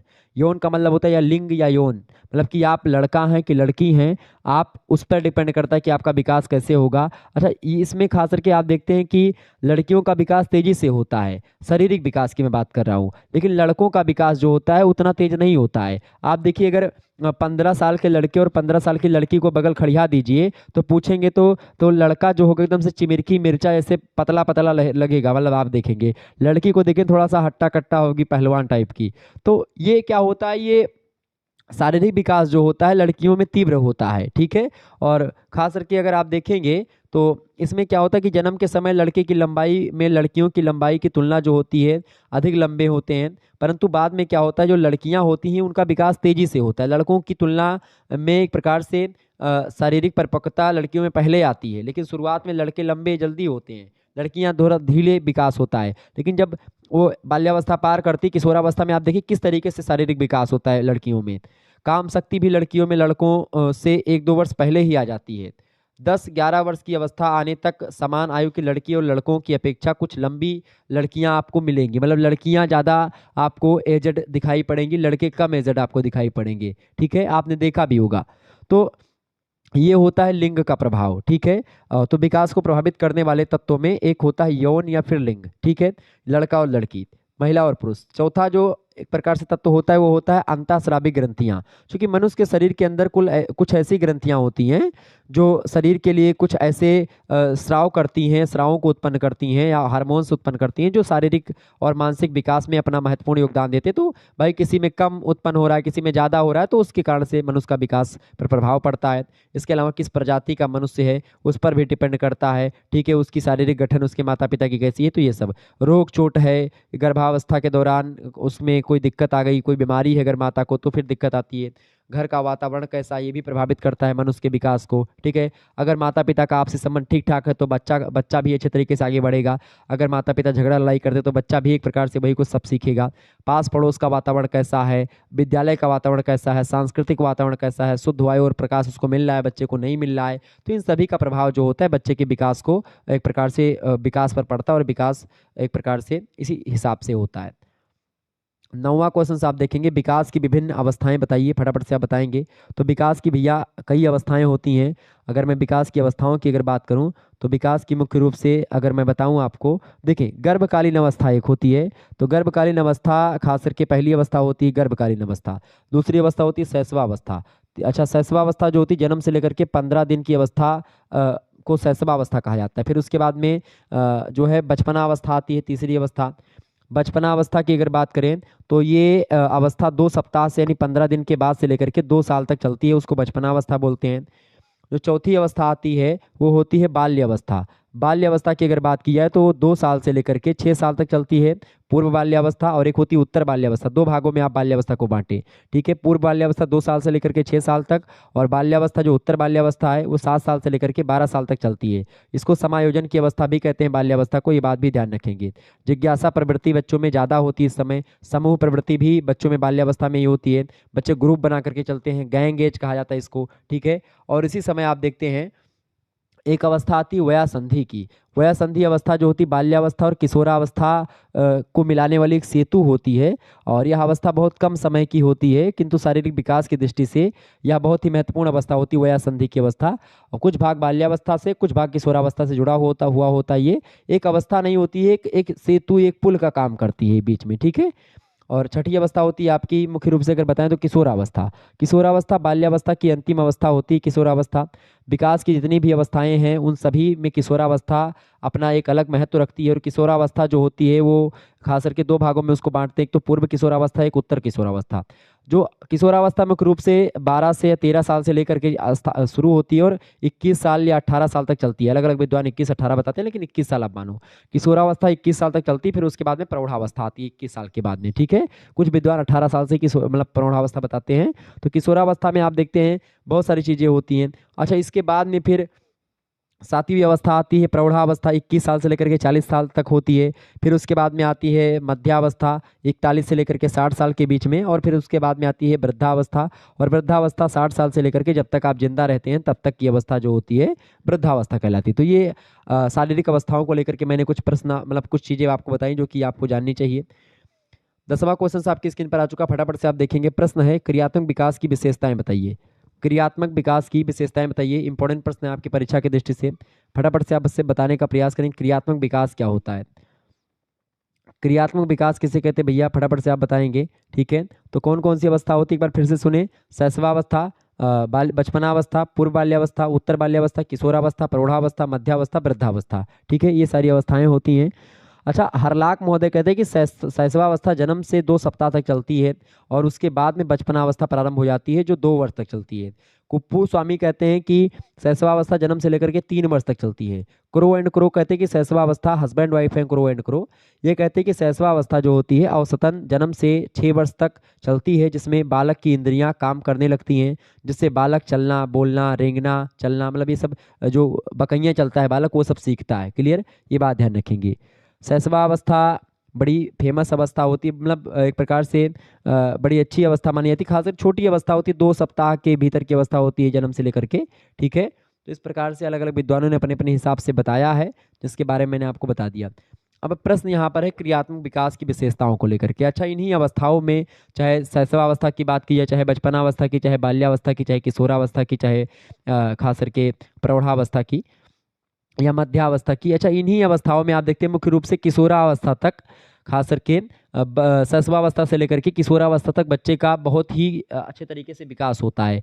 चाहे, अच्छा, विकास कई प्रकार का होता है। एक तो शारीरिक विकास होता है, शरीर बढ़ता है बच्चे का, हाथ पैर बढ़ता है, मांसपेशियां बढ़ती है। एक बुद्धि का विकास होता है, बुद्धि बढ़ती है बच्चे की, ठीक है। एक क्रियात्मक विकास होता है, जिसमें क्रियात्मक विकास में मांसपेशियों की मतलब खास करके क्रियात्मक विकास में क्या होता है कि वो काम करना सीखता है बच्चा, ठीक है। जैसे कि पहले बच्चा 10 किलो का वेट उठा लेता है, मान लेते हैं 10 किलो का वेट वो उठाता है। अब वो अगर वो 15 किलो का वेट उठाने लगे तो मान लीजिए कि वो उसका क्रियात्मक विकास हुआ है। क्लियर, उसकी मांसपेशियां, वो 10 डिप मारता था अब 15 डिप मारने लगे, या वो एक प्रकार से 1 किलोमीटर दौड़ता था पहले अब 2 किलोमीटर दौड़ने लगे। तो ये सब क्रियात्मक विकास होता है, जो काम करने की शैली, शक्ति का विकास होना, उसी को क्रियात्मक विकास बोलते हैं। फिर संवेगात्मक विकास भी होता है। संवेगात्मक विकास में जैसे कि आपका इमोशनल डेवलपमेंट जिसको आप बोलते हैं, तो इमोशनल डेवलपमेंट जैसे भाव का, क्रोध का बढ़ना, क्रोध, बच्चा क्रोध सीखता है, हंसना, खिलखिलाना, रोना, ढोना, ये सब, ईर्ष्या करना, जलन, द्वेष, ये सब सीखता है बच्चा धीरे धीरे। उसके बाद में फिर छल, कपट, दंभ, ईर्ष्या, प्रेम, घृणा,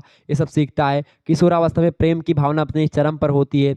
किशोर बालक बालिकाएं जो होते हैं बहुत ज़्यादा प्रेम करते हैं, स्कूल कॉलेज में पढ़ते हैं तो प्रेम करते एक दूसरे से बच्चे, फिर आपस में झगड़ा करते, बहुत लड़ाइयाँ भी होती हैं इस दौरान। लड़के लड़कियों में खास करके आप लोग भी जानते होंगे, पढ़ते हैं तो आप लोगों में बहुत सारे आपके दोस्त होंगे, उनसे लड़ाई भी होती, झगड़ा भी होती, प्रेम भी बहुत करते होंगे लोग।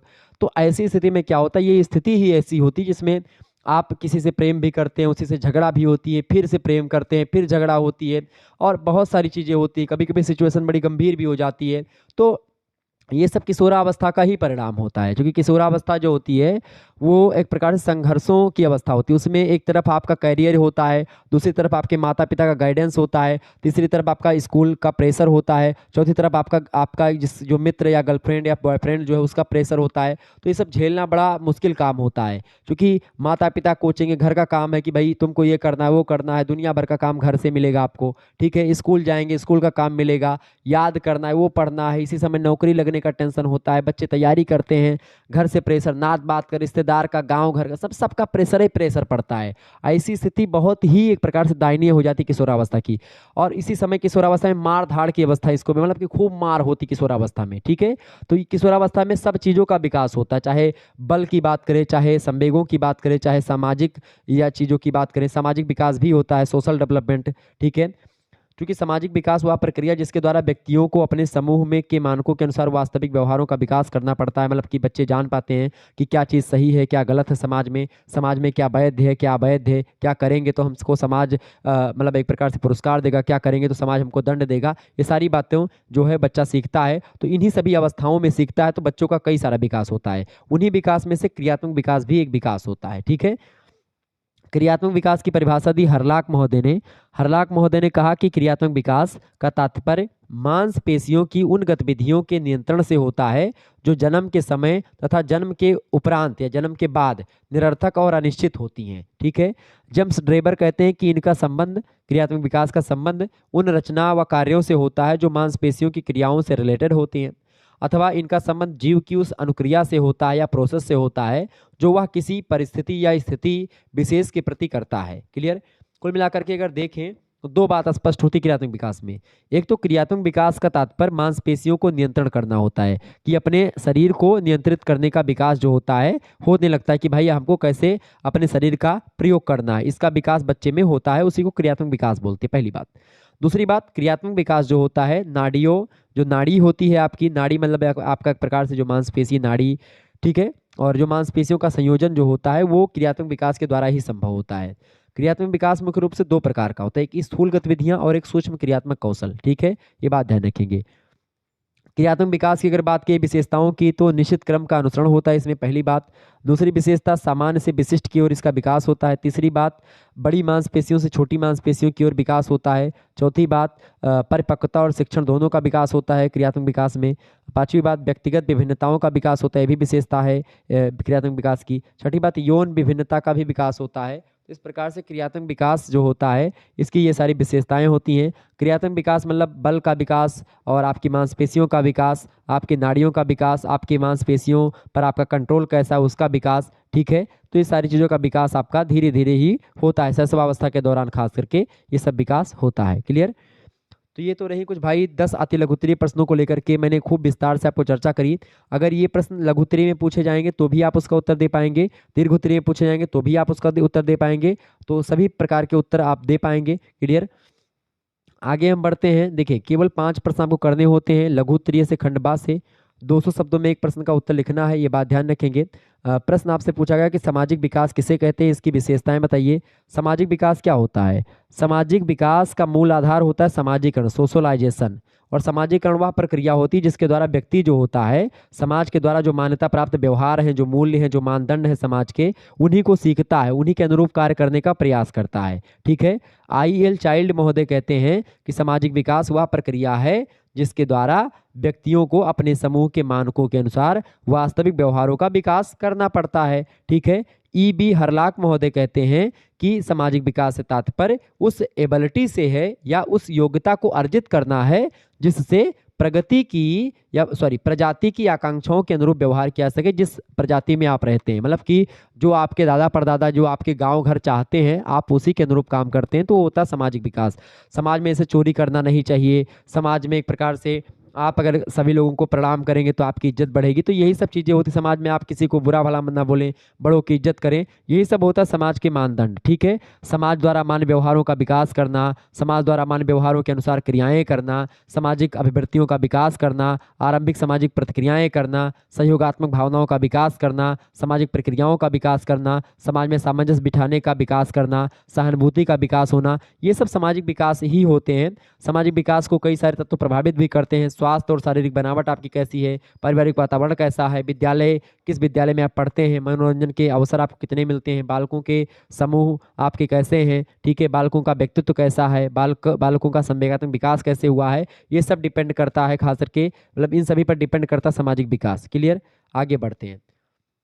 दूसरा क्वेश्चन आपकी स्क्रीन पर आ चुका है, लघुत्तरी का 200 शब्दों में एक प्रश्न का उत्तर लिखना है, ये बात ध्यान रखेंगे। बाल्यावस्था में प्रमुख संवेगों को बताइए। बाल्यावस्था के प्रमुख संवेग कौन कौन से होते हैं भाई, फटाफट से आप बताने का प्रयास करेंगे।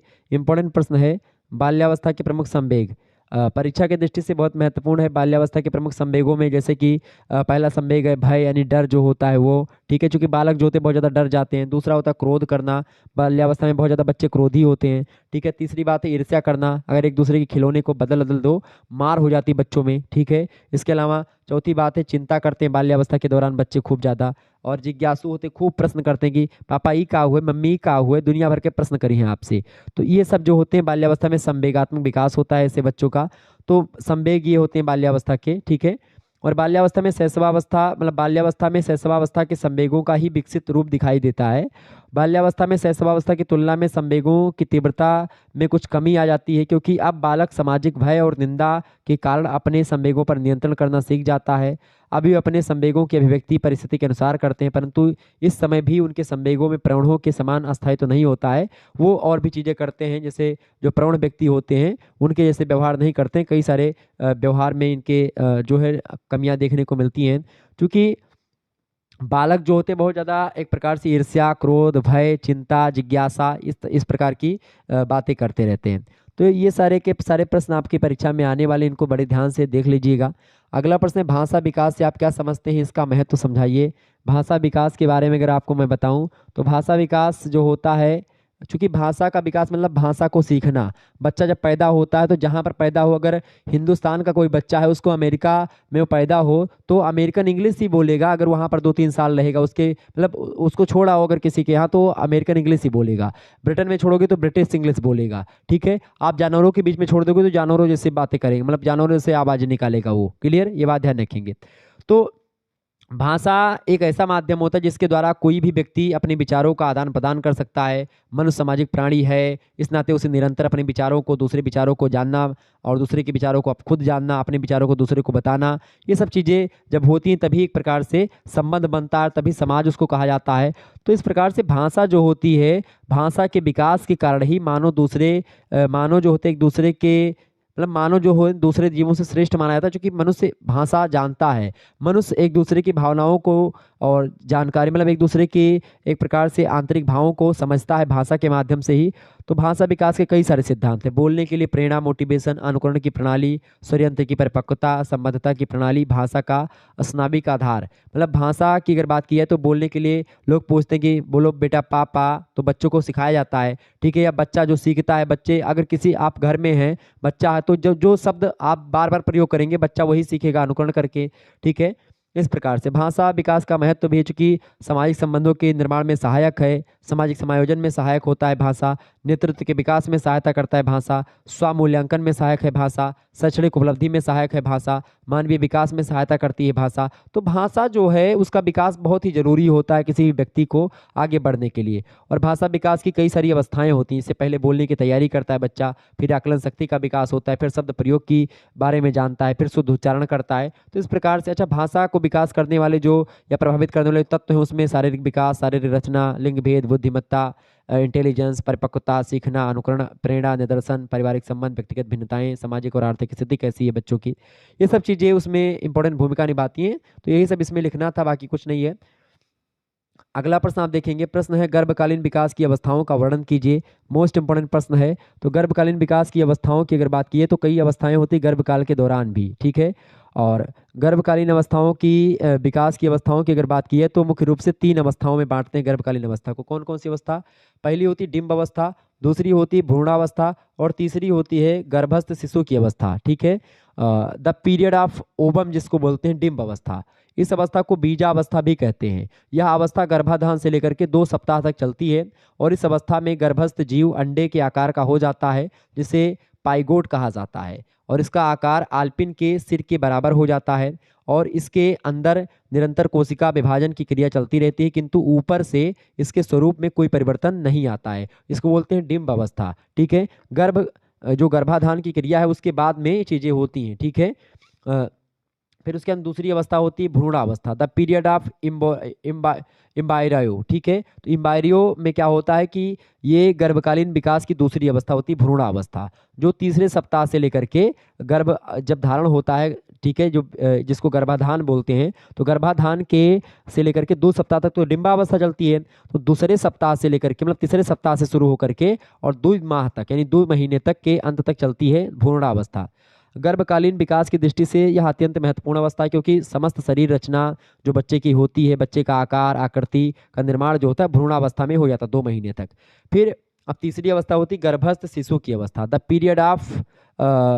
Period of foetus. ठीक है, इसमें क्या होता है कि ये तीसरी अवस्था होती है, आखिरी अवस्था भी होती है, क्योंकि गर्भस्थ शिशु की अवस्था इसको इसीलिए कहते हैं, और तीसरे महीने से प्रारंभ होती है और जन्म लेने तक जो होती है ये गर्भस्थ शिशु की अवस्था ही चलती रहती है। तो इस प्रकार से ये 3 अवस्थाएं होती है गर्भकाल, मतलब माता के पेट में जब तक बच्चा रहता है उसी समय तक, मतलब उस समय तक की अवस्था, मतलब कि जब गर्भाधान हुआ यानी जब एक प्रकार से गर्भाधान की क्रिया हुई और उसके बाद में जो है उसके बाद में गर्भधारण की महिला तब से लेकर के जब तक जन्म नहीं हुआ था तब तक 3 अवस्थाएं होती है, डिंब अवस्था, भ्रूणावस्था और गर्भस्थ शिशु की अवस्था। क्लियर, यही पूछा गया था।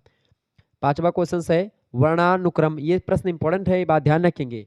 ओके, प्रश्न है वर्णानुक्रम का क्या तात्पर्य है, इसकी प्रमुख विशेषताओं को बताएं। वंशानुक्रम।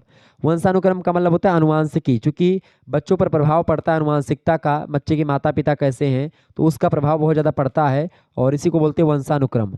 वंशानुक्रम की अगर बात की जाए तो कोई भी बालक होता है अपने माता पिता और अपने पूर्वजों से ही उसका शारीरिक बनावट और मानसिक गुण जो होता है वो गर्भाधान के समय ही प्राप्त कर लेता है, चूंकि इसी को वंशानुगत गुण भी कहते हैं। और आप कहते हैं कि भाई आप क्या परा हो, लड़के उनसे पूछे थे तो लड़का पैदा हुआ है क्या परा है, क्या गाय है, तो कहते हैं अच्छा माता गाय जो है, मम्मी गाय, पिता पापा गाय, तो ऐसे बोलते नहीं बताते हैं।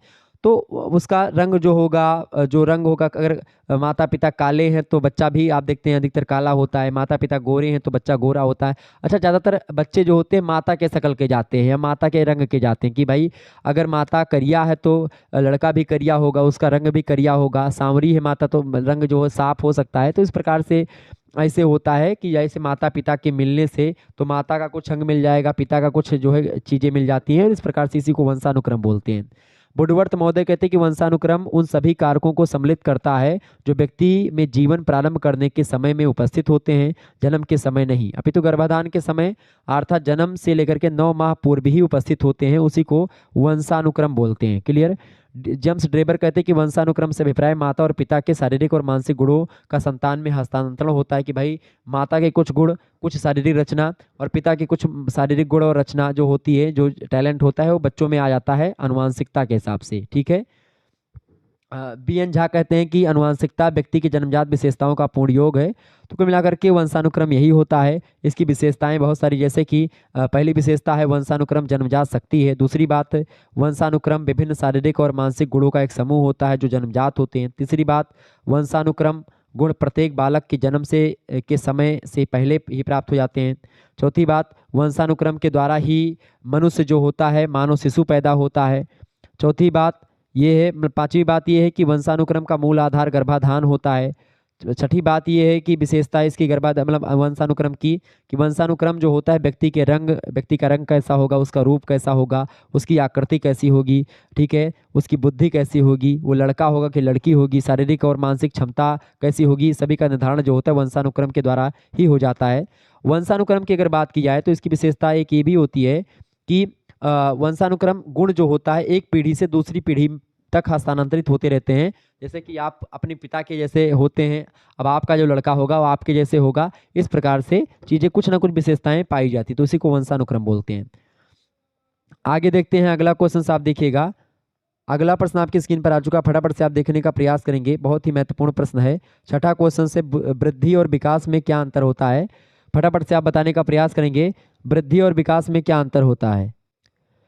तो वृद्धि और विकास में क्या अंतर होता है भैया? वृद्धि की अगर बात की है, देखें पहला भी अंतर यही होता है वृद्धि और विकास में। वृद्धि को अंग्रेजी में ग्रोथ बोलते हैं और विकास को बोलते हैं डेवलपमेंट, ठीक है।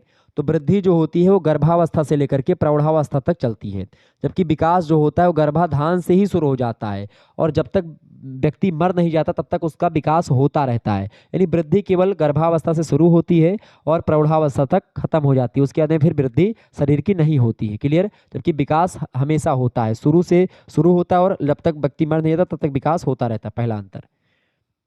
दूसरा अंतर यह है कि वृद्धि में होने वाले शारीरिक परिवर्तन जो होते हैं वो शारीरिक होते हैं, जबकि विकास में होने वाले परिवर्तन शारीरिक भी होते हैं, उसके साथ साथ मानसिक परिवर्तन हुआ, बुद्धि का विकास हुआ, संवेगात्मक विकास, सामाजिक विकास, संवेगात्मक, ये सभी विकास जो होते हैं ये विकास के अंग होते हैं, क्लियर। इसके अलावा तीसरा अंतर ये होता है कि प्राणी में वृद्धि जो होती है बाद में होती है, जबकि विकास पहले से ही शुरू हो जाते हैं, पहले होते हैं। विकास पहले होता है, वृद्धि बाद में होती है। चौथी बात, वृद्धि के दौरान होने वाले परिवर्तन मात्रात्मक होते हैं, ठीक है, कि मात्रा में परिवर्तन होता है, क्वांटिटी में परिवर्तन होता है वृद्धि, जबकि जो विकास होता है वो क्वालिटी में परिवर्तन होता है, यानी गुणात्मक होता है इसका परिवर्तन। पांचवा अंतर ये होता है कि वृद्धि में खास करके अगर बात की जाए तो वृद्धि में होने वाले परिवर्तन रचनात्मक होते हैं, जबकि विकास की क्रिया से में होने वाले परिवर्तन रचनात्मक और विनाशात्मक दोनों प्रकार के होते हैं, ठीक है। छठा अंतर ये होता है कि वृद्धि का क्रय प्रणाली मतलब क्रय प्राणी को वृद्धावस्था की ओर ले जाता है, जबकि जो विकास होता है वो प्राणी को परिपक्व अवस्था प्रदान करता है। इसके अलावा वृद्धि एक साधारण प्रक्रिया है, विकास एक जटिल प्रक्रिया है। वृद्धि वृद्धि एक संकीर्ण अवधारणा है, जबकि विकास एक व्यापक अवधारणा है, ठीक है। वृद्धि की माप संभव है, वृद्धि को आप माप सकते हैं, विकास को आप नहीं माप सकते कि विकास कितना हुआ बच्चे का, ठीक है। ये चीज़ें ध्यान रखेंगे थोड़ा सा। कोशिकीय वृद्धि अभिवृद्धि कहलाती ग्रोथ होती है, जबकि विकास परिपक्वता की ओर व्यवस्थित परिवर्तनों की एक श्रृंखला होती है। तो यही सब अंतर होता है। सातवां क्वेश्चन आप देखेंगे, गर्भकालीन विषाक्तता से आप क्या समझते हैं, विवेचना कीजिए।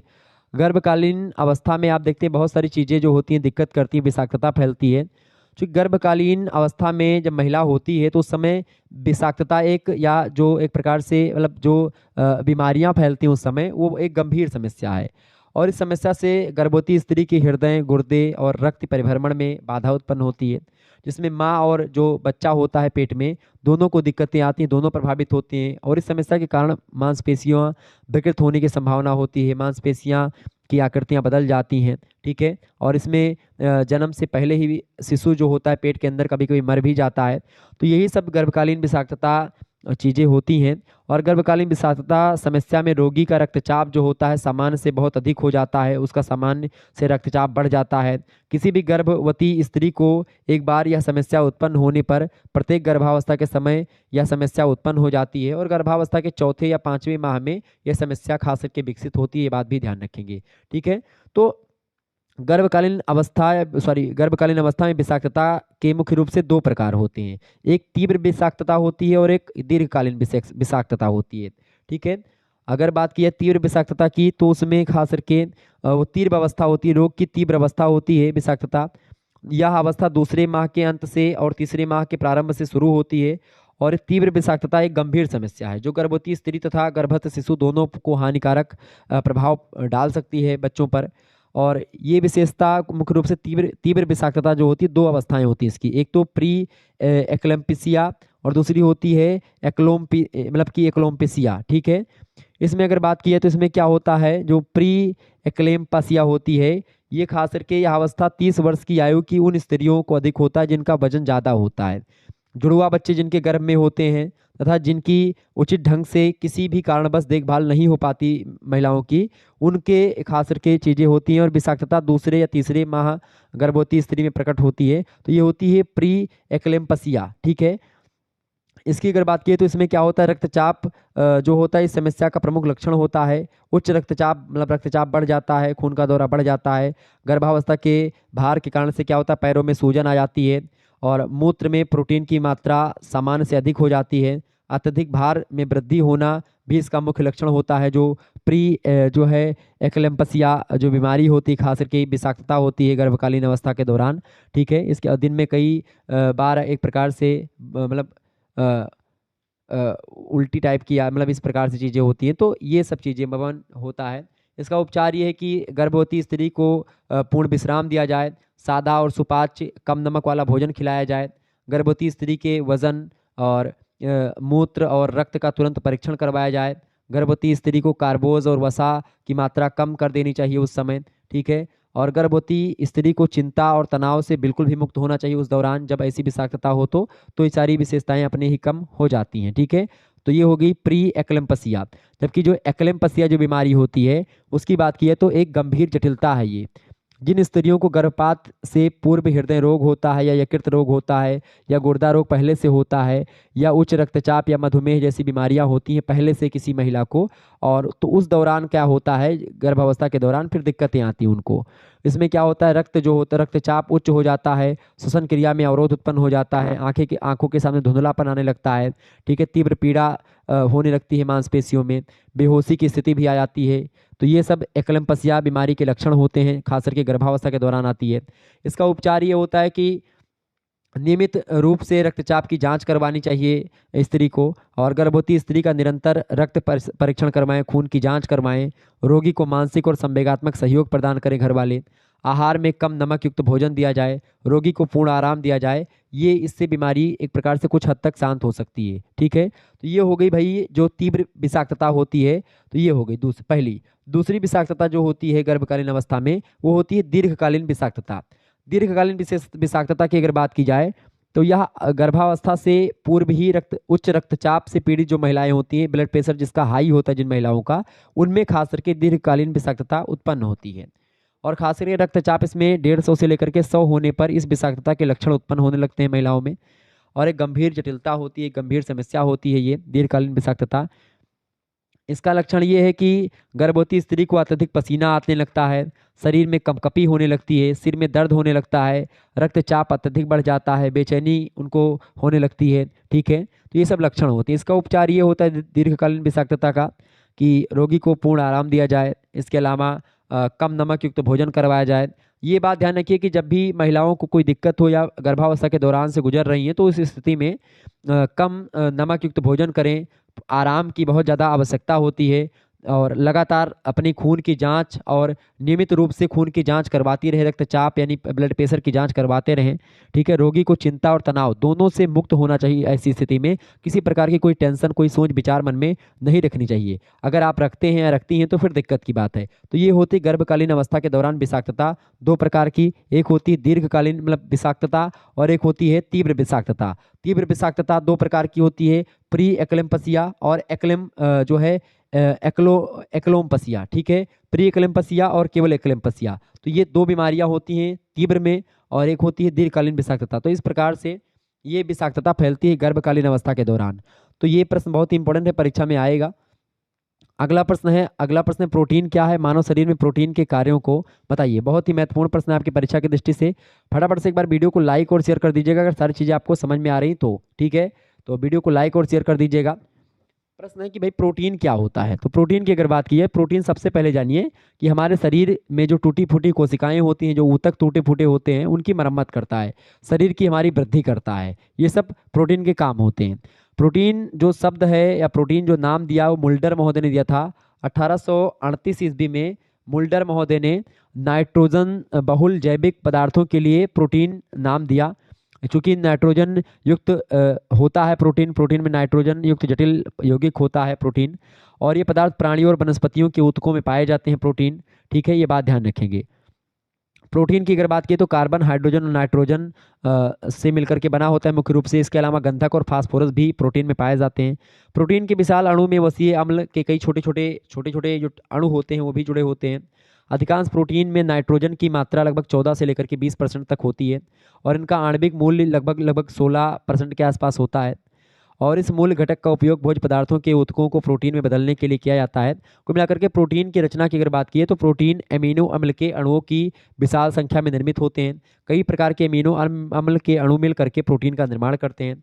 प्रोटीन में पाए जाने वाले एमिनो अम्ल जो होते हैं उनकी संख्या 21 तक जानी जाती है। और आपको बता दूं कि प्रोटीन जो होते हैं वो शारीरिक वृद्धि करते हैं। इसका कार्य क्या होता है? प्रोटीन 3 प्रकार के होते हैं। एक होता है साधारण प्रोटीन, जिसमें खास करके एल्ब्यूमिन्स और ग्लोब्यूलिन्स और खास करके ग्लाइटिलिन्स, ठीक है। इसके अलावा प्रोलामिन्स, तंतुमय प्रोटीन, हिस्टोन्स और प्रोटामिन्स, ये सब जो है साधारण प्रोटीन है। जबकि संयुक्त प्रोटीन दूसरा होता है। संयुक्त प्रोटीन में जैसे कि न्यूक्लियोप्रोटीन हो गया, ग्लाइकोप्रोटीन हो गया, फास्फोप्रोटीन हो गया, हीमोग्लोबिन हो गया, ठीक है, लेसिथोप्रोटीन हो गया, ये सब संयुक्त प्रोटीन होते हैं। एक होता है उत्पादित प्रोटीन। उत्पादित प्रोटीन की अगर बात की जाए तो उसमें प्रोटीएनस, मेटाप्रोटीन और जमे हुए प्रोटीन, पेप्टोन, ठीक है, इसके अलावा पेप्टाइड्स, ये सब उत्पादित प्रोटीन होते हैं। तो ये होता है प्रोटीन। प्रोटीन के कार्य आपसे पूछे गए हैं भाई। मनुष्य शरीर में प्रोटीन के क्या कार्य हैं? पहला कार्य है कि शारीरिक प्रोटीन की दैनिक कमी को पूरा करता है, शारीरिक वृद्धि करता है और वृद्धि के समय आवश्यक ऊतक प्रोटीन के निर्माण के लिए एमिनो अम्ल का उपलब्ध करवाना, एंजाइम, रक्त प्रोटीन, इसके अलावा प्रोटीन प्रकृति के हार्मोन निर्माण के लिए एमिनो अम्ल का उपलब्ध करवाना। तो प्रोटीन जो होता है, इसके अलावा गर्भावस्था में गर्भस्थ शिशु की वृद्धि के लिए एमिनो अम्ल प्रदान करता है प्रोटीन। तो प्रोटीन ही चूंकि आप जब पचता है प्रोटीन तो एमिनो अम्ल बनता है, तो वो एक प्रकार से वृद्धि करता है शारीरिक चीज़ों की, शारीरिक टूट फूट की मरम्मत करता है एमिनो अम्ल। तो ये एक प्रकार से प्रोटीन का काम होता है, ये बात ध्यान रखेंगे। आगे बढ़ते हैं। अगला क्वेश्चन आपकी स्क्रीन पर आ चुका है। देखें, खंड सा की अगर बात की है तो केवल 2 प्रश्न आपको यहाँ से करने हैं। 4 क्वेश्चन आपको दिए जाते हैं, उनमें से केवल 2 प्रश्न आपको छांट कर करने हैं, 2 प्रश्न आपको छोड़ देने होते हैं।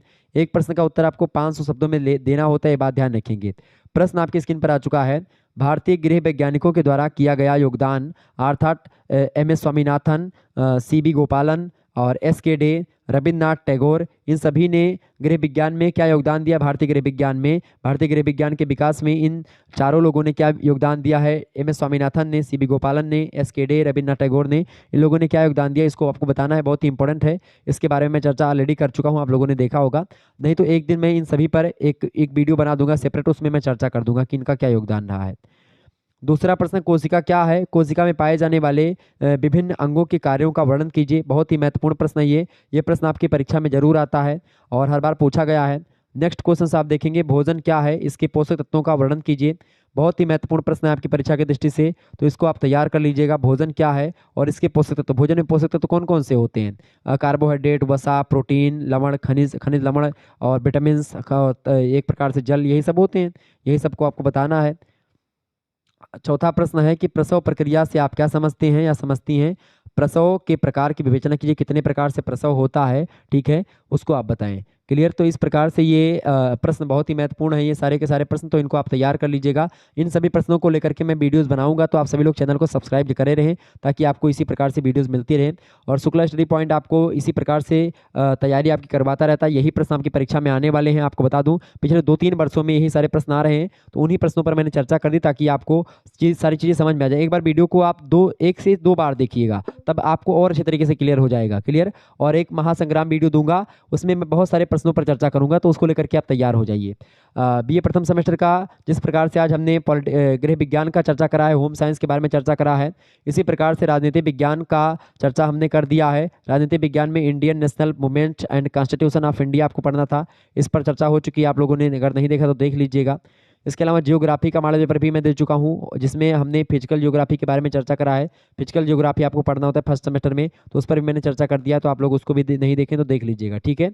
चलिए फिर मिलते हैं हम नेक्स्ट वीडियो में, तब तक के लिए जय हिंद, जय भारत। आप सभी का बहुत बहुत धन्यवाद हमारे साथ जुड़ने के लिए। इसी प्रकार से अपना प्यार हमेशा बनाए रखिएगा। Good night, I love you. बहुत बहुत धन्यवाद, ठीक है, बहुत बहुत धन्यवाद। Good night, I love you.